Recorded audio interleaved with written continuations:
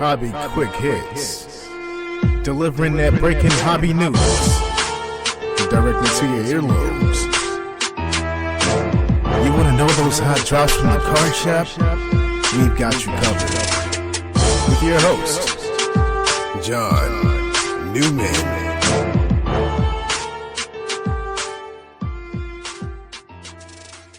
Hello, everybody. Episode 131, Hobby Quick Hits. Before we get into the nuts and bolts of this show, I want to acknowledge another show that I'm fond of.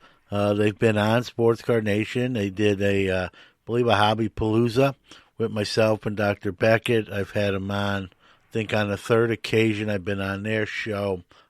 Great show, great guys, and that's Pack to the Future podcast, Chad, Ricky, and Tim, and they just completed episode 134 of that podcast. They started that show in February of 2020, so they're almost 2.5 years into their program. They also did some other little shorter shows, and so they really have more than 134 episodes in their catalog. But on episode 134 of Pack to the Future podcast, they had announced that this would be it for the show.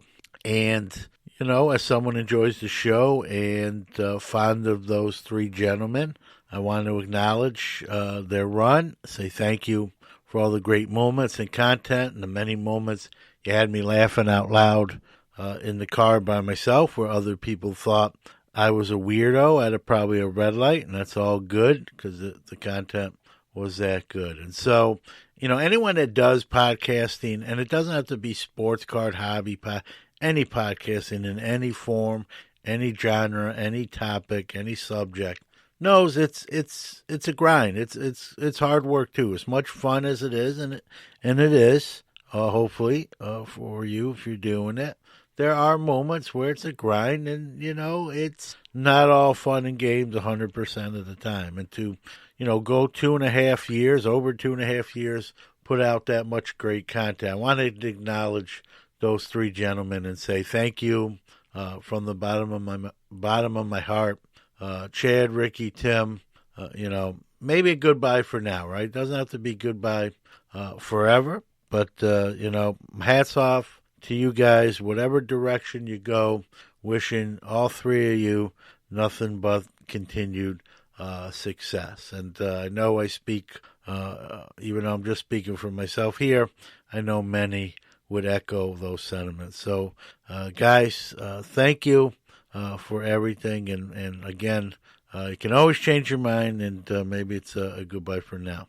All right, let's get into this episode, 131, Hobby Quick Hits. I've said before, many of these episodes come from a few places, right?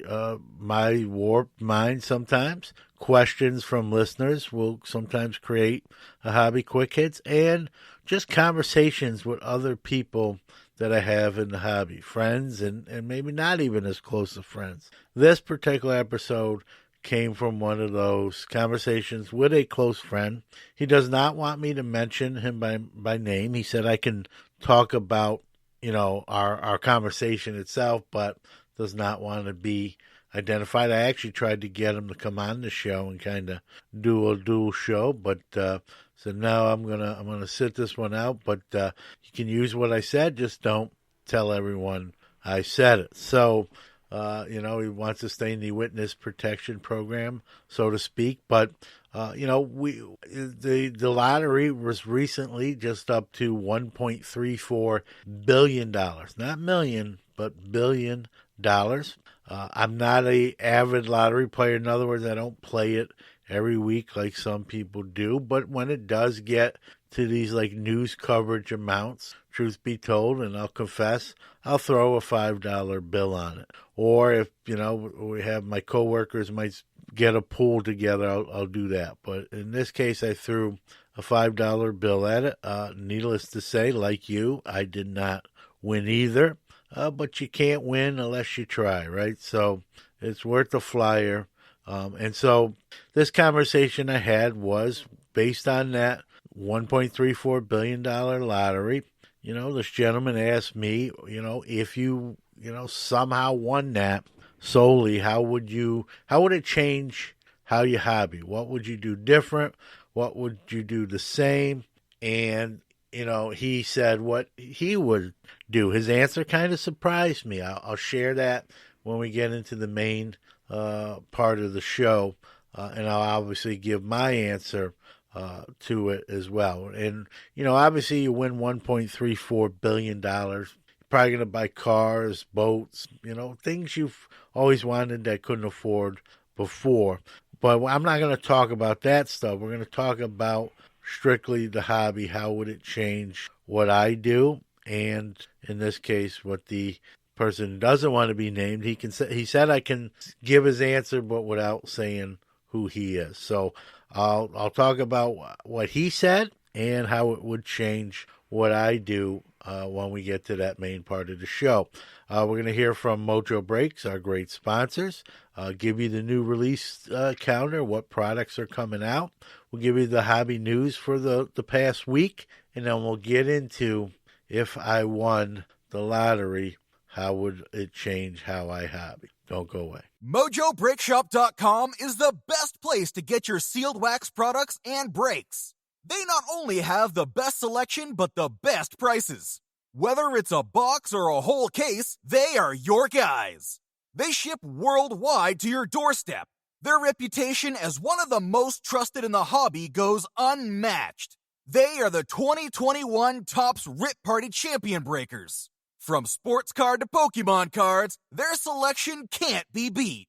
They offer daily deals and pre-orders. Hey guys, John Newman here. Mojo's prices are already great, but to save an additional 10% off anything in their store, use the code QUICKHITS. That's QUICKHITS. Check out the full service store that's open 7 days a week in Santa Clara, California, or the website at mojobreak.com. Let's check out this week's Hobby Wax releases. Take it away, Max. Hello, Sports Card Nation podcast, and it's Max once again from the Sports Card Shop in New Buffalo, Michigan. And as you know, I'm here to bring you the weekly releases for the week of September 25th. To start off, on the 28th, we have 2021 Panini Donruss Optic Basketball Fast Break, 2022 Panini Elements Football, 2022 Panini Immaculate Collegiate Hockey, 2021-22 Upper Deck Artifacts Hockey on the 29th. And on the 30th, we have 2022 Leaf Flash Football, 2022 Onyx Vintage Collection College Football, 2022 Panini Prism Baseball Hobby, and 2022 Topps Pro Debut Baseball Hobby and Jumbo.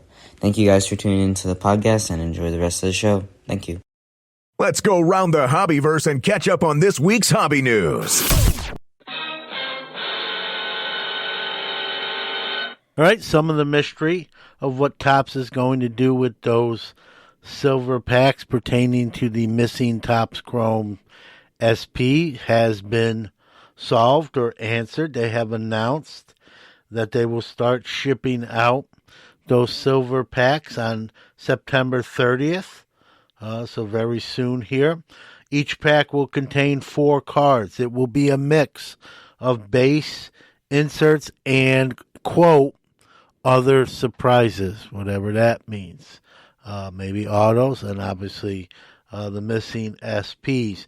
They'll begin going to shops, breakers, and online retailers. And if you bought a box or bought into a break of significance, you should be receiving that. If you bought a Topps Chrome hobby box directly from Topps, they will be sending you one of those silver packs for every box you purchased. The jersey used by Michael Jordan in Game 1 of the 1998 NBA Finals, showcased on the Last Dance documentary, brought $10.1 million in a Sotheby's auction. It becomes the second highest sports card or memorabilia auction item. We obviously know the Mantle 9.5 SGC brought 12.6. This is now second, and the Maradona Hand of God jersey is now third. There will be a new selling platform. It will be called Minor Swap. Minor, MYNA, Swap.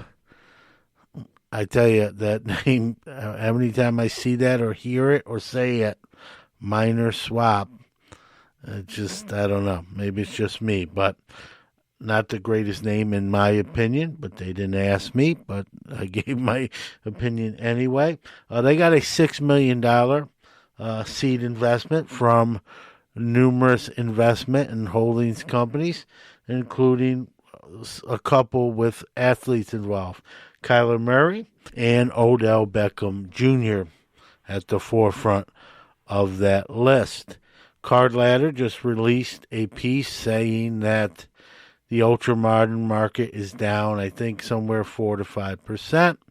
The modern market's down 20%, and the vintage market is up 14.5%. So kind of what I've been shouting from the rooftops of the last few years is proofs now in the pudding. That being said, though, there are a couple players on the modern side that are going up and to the right, and they're pretty obvious. Obviously, in baseball, you have Aaron Judge and Albert Pujols, who just hit his 700, and Aaron having an incredible Triple Crown type year and about to hit home run number 61 and be the all-time single-season Yankee home run leader. And on the tennis side, Roger Federer has announced his retirement following Serena Williams doing the same on the women's side. So those tennis cards will have an uptick in prices. And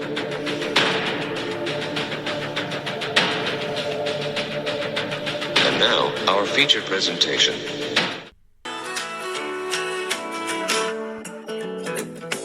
If I had $1 million,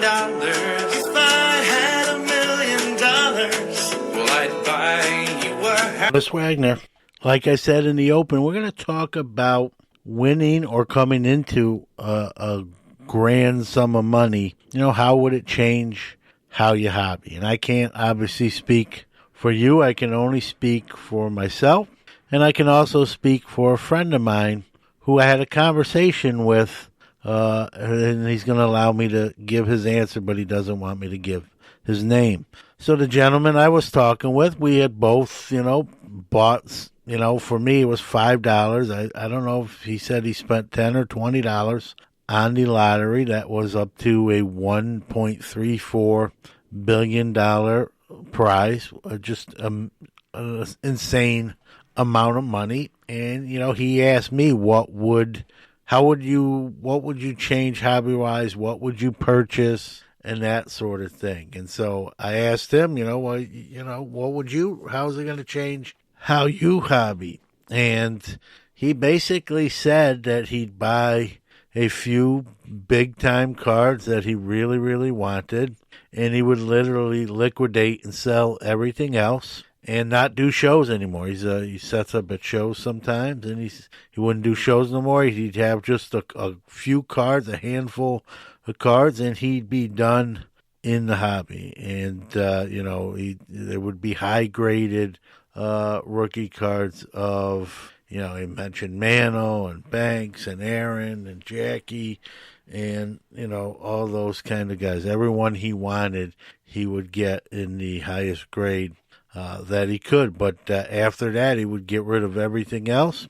He'd stop setting up at shows, and he'd be done. He would not be active like he is now in the hobby. And I was a little surprised by that. And then he said, well, what would, I told him, I'm like, you would really honestly be done? And he said, yeah. He goes, well, I would have money, if something else came along, but those would be the only cards I would want, and there'd be nothing else on my list. And so, I would be done. And with that kind of money, as much as I love setting up at shows, I don't love it that much when I have that kind of money. I would obviously stop setting up at shows. So a little surprised by his answer, not tremendously. And then he turned around the question and asked me, and similar, but I expanded more past even what he said. Obviously, I would also buy a lot of vintage graded rookies on my list in very, very, very, very good condition, high grades. I would definitely upgrade the Leaf Jackie, even though I love my Leaf Jackie in its form now. You win a Mega Millions or a Powerball for that kind of dough, billion. It's going to be under $1 billion after taxes. It's be a paltry, $800-something million, but definitely buy a 9 Jackie, Mantle rookie, similar to kind of what he said. All my vintage graded rookie guys that I don't, either don't have yet, or I have, but I would make their grades higher. I would buy, better specimens, and, have better, a higher grade card, upgrade, if you will. I'd also buy some folks, some cards that they could never afford on their own that I know would mean the world to them. I like to do that. And when you have that kind of money, it's a great opportunity to brighten someone else's hobby. So that would be done as well. Plus, it's a tax write-off, truth be told, but that wouldn't be the main motivation for doing that. But I would do that because it makes me feel good and the person on the receiving end as well. And then I thought about card shops and, doing a card shop. And, I've said this, I did that episode on this very program about if I'd ever open a card store again. And I said the only way I see it done is if I did it in Cooperstown. And some might say, well, John, you win that kind of money, $800-something million, you don't need to do a card store. And you're exactly right. I don't need to. But I think at that point, with that much money, I think I would buy a building in Cooperstown with like living space up above and open a card store. Just because I could, not because I needed so much the money, but just because I could. I'd probably hire somebody, I'd get my son involved if he wanted to be, and, with the residents in this pipe dream scenario, even the employee, maybe part of his or her pay would be the room and board above the store. And, I thought about something like that. And again, I'm only going to answer this pertaining to the hobby. Obviously, I'd probably buy, a vehicle I really want, maybe a boat, probably a different house, even though I have no problem with this one. And we're actually in the process of upgrading some stuff as well. But so I'll just speak on the hobby level. So maybe buy a store in Cooperstown with the nice storefront and living quarters above. Obviously buy, like I said, Hall of Fame graded rookies in high grades that I really, really wanted for PC. Like my buddy said, my show days would be over. I would, as much, again, I do love setting up at shows, but that's a grind as well. A lot of work, and it's actually getting more difficult as I get a little bit older. A little more wear and tear, feel it sort of the next day. I'm exhausted when I get home. So my show days would probably be done. Not really probably. I think they differ. As far as when I say show days, I mean as a dealer setting up. I'm not saying going to them. I would still go. So unlike my friend's answer, he would really stop being active in hobby. He would just acquire what he wanted. I would still be active. I would still go to the National, I would still do this podcast and Sports Card Nation. I love those. Those are a passion.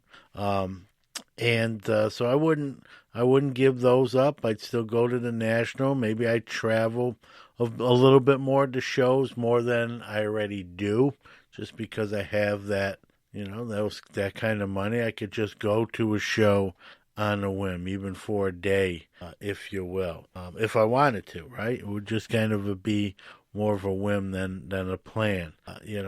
As far as my show inventory, non-PC, I think I would probably move most of it, because once you buy those high graded rookies, that show inventory is not going to mean what it once did. And the fact is, I'm not going to be doing shows anyway, so I would phase that out in some form or fashion, and just have an incredible PC. I would travel to shows, including the Nationals, to add on to that PC, do things in support of both podcasts, and then it would just, have a lot of fun. And, I probably would keep working as a TA.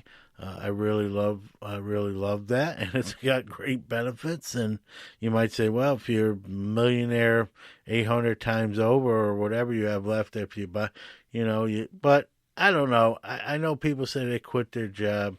I guess you really can't answer that question till you ever have to, right? You can say, I wouldn't, and then you get that kind of money, and like, do I really want to go into work? So, I would like to keep doing it because it's really rewarding and very impactful. And like I said, the benefits are tremendous. But and that's not really a hobby. So I veered off a little bit. So I'd buy a bunch of cards I like, travel the shows, do the National, keep doing the podcast, maybe open a card store in Cooperstown. I would definitely buy cards for folks I'm fond of that I know they could never afford themselves. And it would be one heck of a rack, right?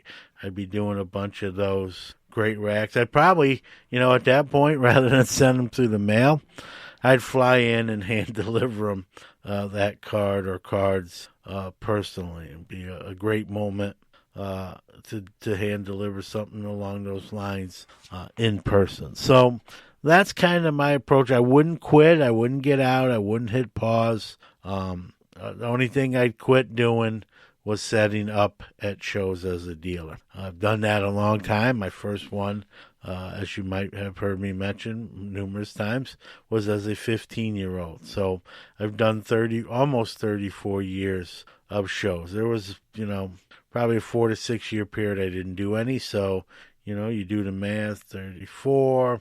So I've probably done, 27, 28 years of setting up at shows, an average of at least one every couple months, sometimes even more than that. So I think that chapter would be closed. So that's how it would change how I'd hobby, but I wouldn't be done. As my friend said, he would really get what he wanted and just kind of not be active at all. And I'd still be active, maybe a little bit less because of more travel, doing other things, maybe being out on a boat, if you will, and that some of the stuff outside the hobby that would pique my interest with that kind of bankroll. So I don't foresee ever being in that situation to answer this question on a legitimate scale, but it's fun to think about. And now I've got you hopefully thinking about, what you would do hobby wise if you won or just inherited an insane amount of money. So it's fun to think about. Then the alarm goes off and you realize it's just a dream. But, what say you? Would you get out of the hobby? Is there any kind of off the baseline answers there that you would, you would just be too busy with other stuff? You wouldn't care about cards? Or, would you even be more so into cards? So love to hear if you have any sort of different angles to what you would do. My door's always open for that sort of feedback. So we're going to call this an episode. And again, hey, listen, we just did a show with Ryan Nolan about his five favorite card shows. That was a suggestion from David Moody, who listens and is fond of the show. I'll open that door to anyone else out there too. If there's a show you want to hear, a topic you want me to cover, I'm all ears. Let us know via message or DM or email or messenger pigeon, whatever the case may be. That's a wrap for this week's episode of 131. Hope you enjoyed it, made you think a little bit about, what you would do if you came into a large sum of money, whatever way it might happen. I spoke of it via winning the lottery, but whatever the case may be, maybe a Nigerian prince had an unfortunate airplane accident and you were the next of kin, like I've been probably 150 times, just never reply to that, just get too busy.